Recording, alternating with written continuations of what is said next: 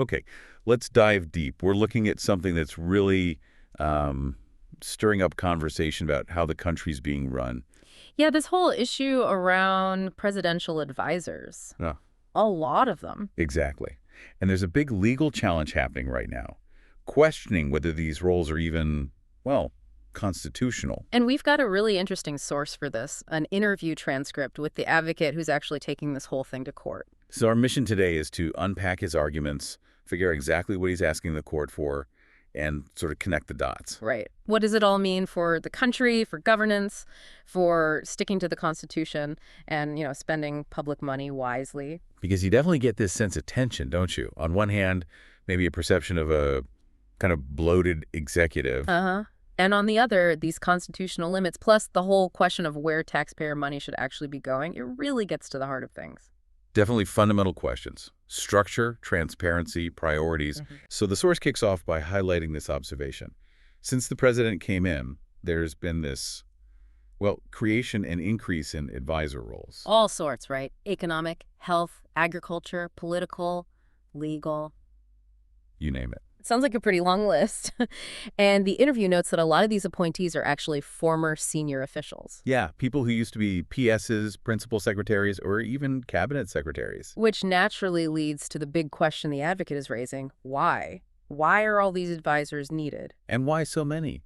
Especially when, according to the source, the appointment process isn't clear or public. And this isn't just talk for the advocate, it's the basis of a legal case. That's right.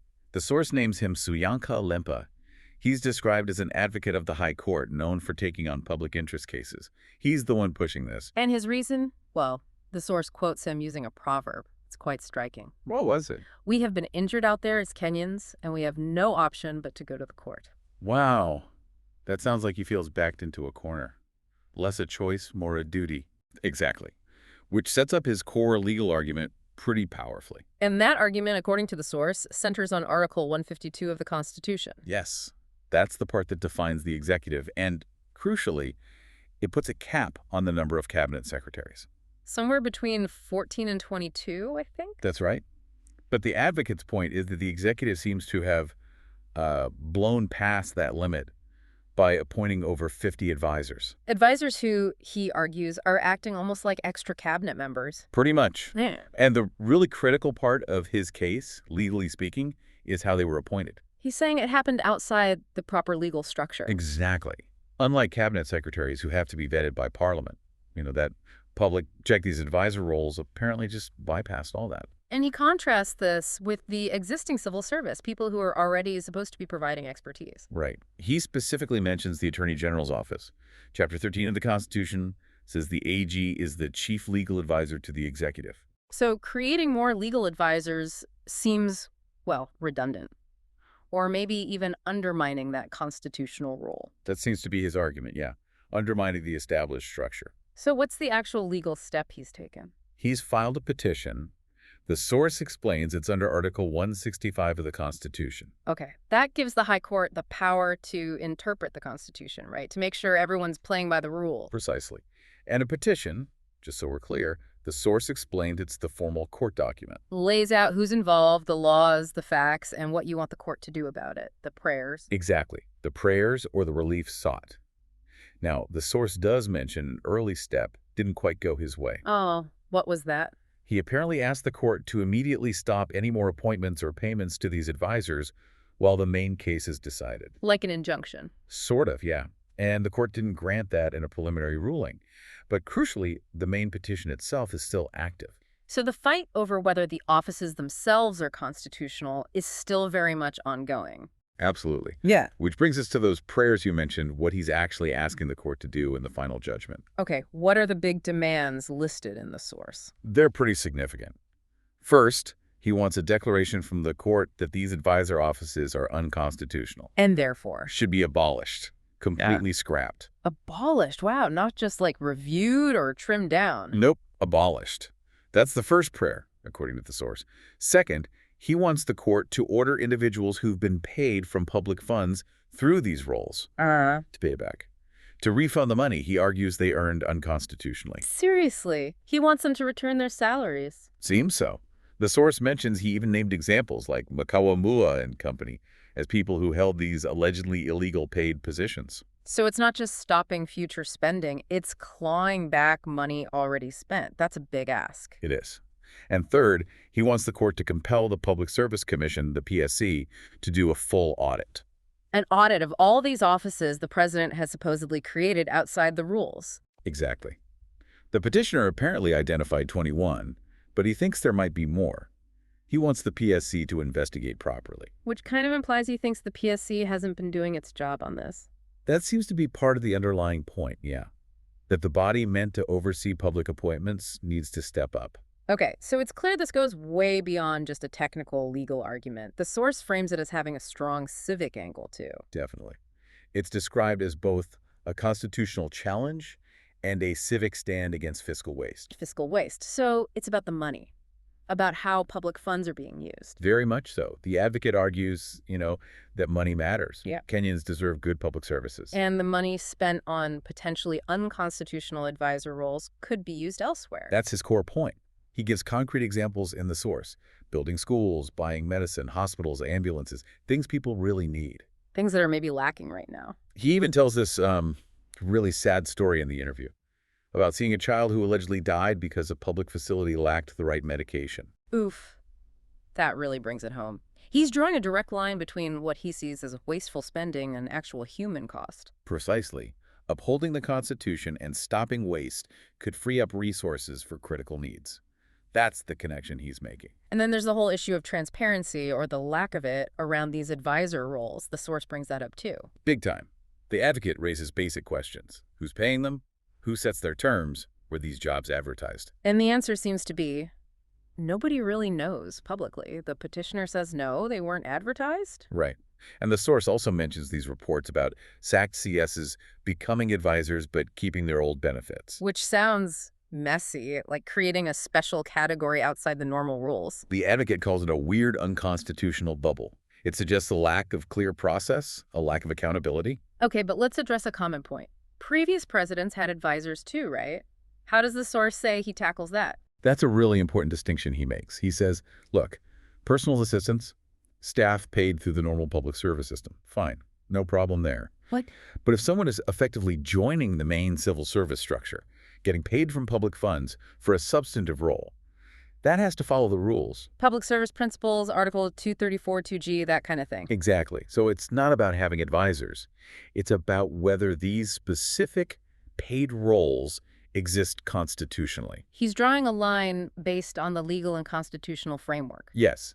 He even mentions, comparing to Uganda, apparently they have hundreds of advisors. He says you can't just compare without looking at their constitution. Maybe it allows for that structure. He implies Kenya's doesn't. So the focus is firmly on Kenya's constitution and public service rules. Right. And the source also links these appointments to, well, political realities, rewarding allies. The source uses phrases like cut out chunks of opportunity to reward anyone who pressurizes them. Yeah. And he apparently points out the irony that some appointees were previously known for advocating good governance. Interesting. What if these advisors work for free, though? Outside the public payroll, does he address that? He does, Yeah. directly. He says if someone wants to offer advice pro bono, outside the formal civil service structure, kind of like his own public interest, work absolutely fine. No issue there. None at all. The problem, he argues, is paid positions created outside the legal framework. He even uses some slightly colorful examples like an artificial insemination advisor, just to make the point about potential absurdity without clear structure. Okay, so the issue is the paid formal roles outside the system. And that lack of system seems to create another problem he raises: accountability. Yes. If you have advisors, CSs, PSs, potentially all working on the same policy area, who's actually responsible if things go wrong? It gets muddy. Hard to track who made what decision, who dropped the ball. The source says he argues this duplication makes clear accountability really hard, maybe impossible. He links it to the NGCDF case, the Constituency Development Fund, Where the court apparently already flagged issues with overlapping roles, obscuring accountability. Exactly. So he sees a pattern there. Now, going back to his demand, abolish these offices. Some might say, why not just review them, tidy things up? Why does he push for full abolishment? He's quite firm on that in the source. He argues a review isn't enough because, first, public money was allegedly earned unconstitutionally. So a review doesn't fix that past issue. Right. And second, he worries a review could be discriminatory who decides who stays and who goes. He argues abolishment forces everyone back to the starting line. Meaning any necessary roles would have to be recreated properly through the PSC, following the rules. That seems to be the idea. A clean slate, adherence to process, ensuring change happens structurally. In this case, it isn't happening in isolation, is it? The source mentions he's involved in other efforts. Yes, absolutely. He frames this as just one part of a much bigger push for constitutionalism and, well, change. What else is he working on, according to the source? There's another petition challenging attempts to embed funds like CDF into the Constitution itself. He mentioned an upcoming court date for that. Okay. And he apparently plans to file another petition questioning the cost of the parliamentary prayer breakfast, The prayer breakfast. Why? viewing it as a potential misuse of public funds. Another example, in his view, of questionable spending. So it's a consistent theme, challenging things he sees as unconstitutional or wasteful. Exactly. And he connects this current work to his past activism mentioned in the source, things like KBC reforms, winning a case against age discrimination in teacher hiring. Right, the source mentions stopping the Lamu coal plant too and challenging the nuclear plant idea. Yeah, using that analogy about Nairobi's sewage system, if you can't manage the basics, how can you handle nuclear power? It's about questioning priorities and capacity. And underpinning all this, what's his core motivation, according to the interview? It comes back to the Constitution, Article 3. The duty of every citizen to defend it. That's the one. He sees these legal battles, despite the time and cost, as fulfilling that duty. Even if, as the source notes, it gets him labeled a busybody, he sees it as essential work for change. What about the actual advice these advisors give? Does he question its value? He does. He argues there's no real way to measure or evaluate it. And that it overlaps with what existing civil servants should be doing? Yeah, he calls it creating a parallel civil service Right. that bypasses the established accountable structures, essentially duplication without clear value or oversight. And that idea of exceeding the cabinet secretary cap, creating these quasi-cabinet roles. He connects that to acting as if it's your home, basically ignoring the constitutional limits on executive power and structure. Okay, so if he wins this petition, if the court agrees with him, what's the potential bigger impact? What could change beyond just these advisor roles? The source suggests it could be quite significant. It might actually strengthen the independence of bodies like the PSC. The Public Service Commission, how so? Well, the argument is that sometimes these constitutional commissions are seen as being under the thumb of the executive, maybe not fully independent in practice. Right, a perception of being captured. Exactly. So a ruling that says, no, these appointments were unconstitutional, the PSC process must be followed, could empower the PSC. Encourage it to assert its authority more strongly in the future, ensuring all public jobs follow the constitutional script. That seems to be the hope. It could be a step towards making sure these oversight bodies really function as intended, a catalyst for broader systemic change. And he mentioned others are working on similar issues too. Yes, he pointed out it's not just him. Katiba Institute apparently has a petition on the same advisor issue. Okay. And he's involved in another interesting one based on Article 1, the idea of the people's sovereignty. What's the argument there? That citizens should have a direct way, maybe a referendum, to push for presidential impeachment if Parliament isn't doing its job. He mentioned its current status. Wow, that's fundamental. And there is mention of another potential case on education funding. Yes, related to capitation. It just shows there are multiple fronts where people are using the courts to demand constitutional adherence and really push for significant change. And linking this back to everyday concerns, the source makes that connection explicit, right, to things like education, transport. Very much so. The advocate talks about public education failures leading to what he calls an apartheid system where only private schools seem viable. Forcing people into private solutions for public failures. Exactly. He sees it as a betrayal. He mentions transport issues, too, and stresses protecting institutions like HELB, the Student Loan Board. Which helps so many people, including himself, presumably, get an education. Right. He feels it's vital. It all ties back to the idea that governance structures and spending choices directly impact people's lives and opportunities. This push for change is about those real-world outcomes. There was also a specific legal point he made about the deputy president. What was that about? Ah, yes. He offered his personal legal take on it in the interview. It's based on his interpretation of the court bench that handled the DP swearing in. Okay. His argument, as presented in the source, is that the specific bench was improperly constituted after vacating earlier orders. Yeah. Therefore, in his legal view, the swearing-in was void.